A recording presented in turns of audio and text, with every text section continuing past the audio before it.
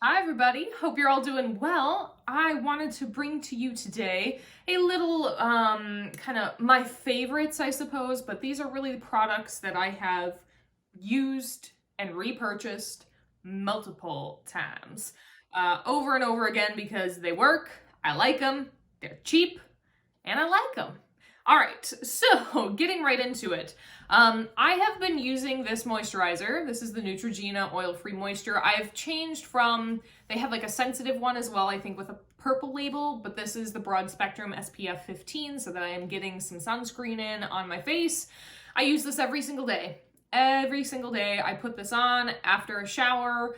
I sometimes do 2 layers of it, like I will moisturize my face after the shower and then I'll start to moisturize my body and then I will go back in and do my face again depending on how dry my skin feels. Now, obviously in winter months and with living in California, my skin is getting more dry. I can definitely feel it in my hands.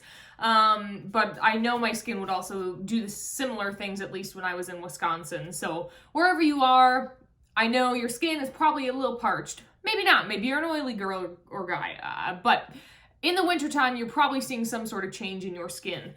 So if you are looking for a nice moisturizer, this one is pretty light, which I really like, although I do like a heavy one at night. I put kind of some heavier eye cream under my eyes at night, so I do have some different ones, but every morning I love using this. This has been in my just circular everyday life for 10 years, I would think.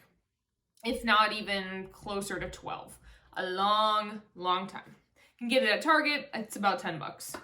All right, kind of like a tool per se, we got ourselves a lovely used Real Techniques blender sponge. These are the orange ones. You can get a 2-pack, I think for around $6 or $7 from Target. I love these sponges. I love them because they're affordable and I like how they work. I also like how beauty blenders work, but beauty blenders are $20. And on tools that I reuse, I definitely use my sponges for 3-4 months, but they do start to kind of pill at the edge or pill and kind of break apart once you use them so much. And they are something that, especially when you're patting it on your face and you're using product, you're gonna wanna throw it away and get some new ones. Whereas, you know, tools like brushes that I can really clean and just keep using forever till they legit just fall apart, like the ferrule breaks from the actual part of the brush itself, you know, something like that happens, then that's when I have to throw a brush away. But something like sponges, I do think is probably a pretty good thing to do, is throw it away every couple of months. So that's why I opt for something more like this. I do like kind of how plush it is. I don't have another one to show you, but it does expand when you fill it up with water, then you wring it out, and then that's when you can use it to stamp onto your face. Now, what I love to use with this is my really dirty, gross, grody bottle. Sorry about that. This is my Maybelline 24-hour Super Stay Foundation. I adore this. It is probably a little too yellow for me. This is 112 Natural Ivory, but I probably need to mix it with one that's a little bit not as yellowy, but I love this foundation. Amazing coverage, cheap, 10 bucks, but it really does a beautiful job of getting a just kind of flawless look across the skin. And I love pairing it with a sponge because it is a thicker foundation. If you were to use this with a brush, man, would you have pigment, would you have coverage. But I am just not a brush kind of foundation-y girl, so I love using it with my sponge, and it really gives me kind of that perfect complexion that I want to see when I do kind of heavier eye looks. I like having usually a bit more of kind of a canvas looking face, whereas if I'm using something or having a little bit lighter of a makeup day, I'll use something like CoverGirl Skin Milk.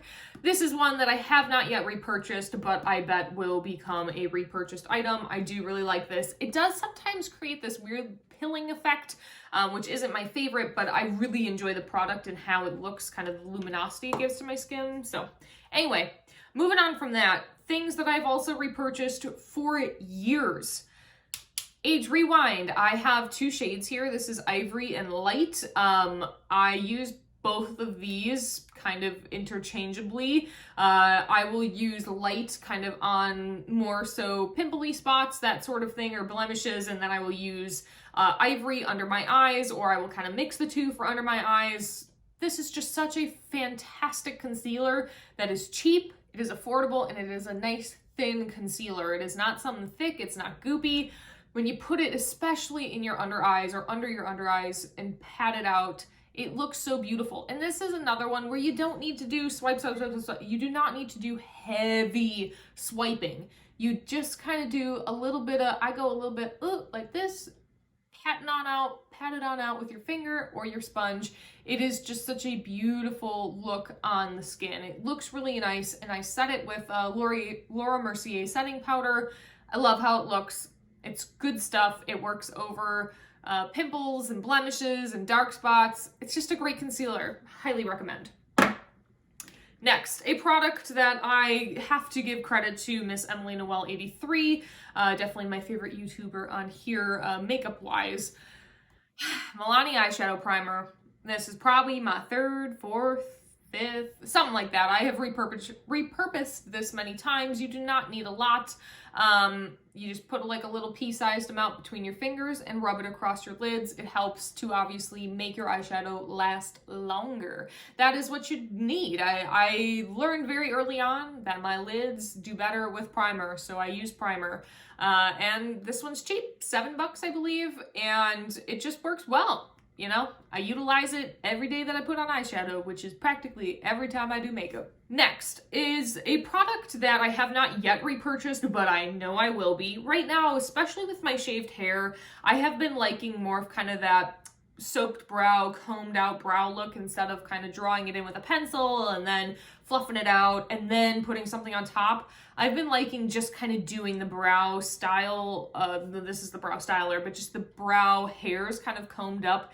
I just think it looks kind of cool, but I use this Almay brow styler and I adore this. It has a tiny little wand that you just comb through your brows, gives me some nice dark color. This is the dark brown. They have a medium brown. I think they have a blonde as well.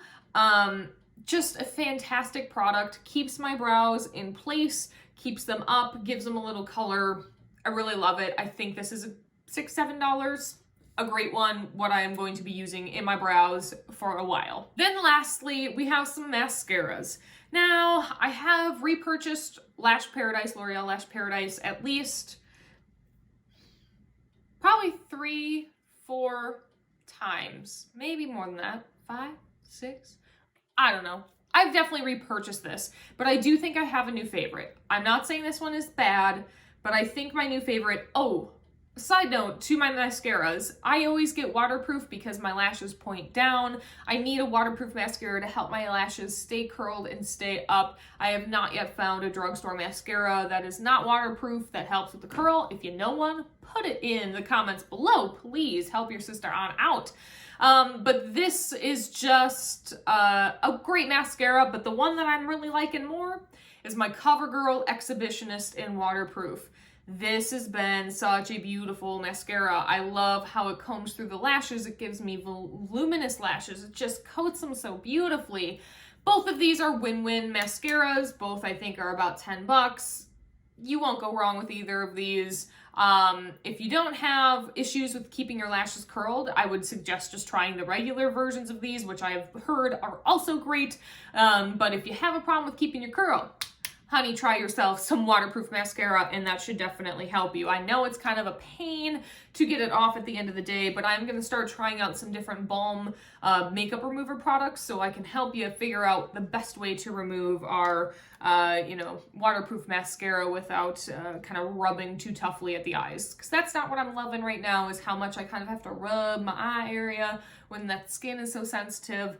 So I think with like a balm where I kind of just really just let the balm sit and kind of get on my eye, I think that will be a nice way to remove the waterproof makeup.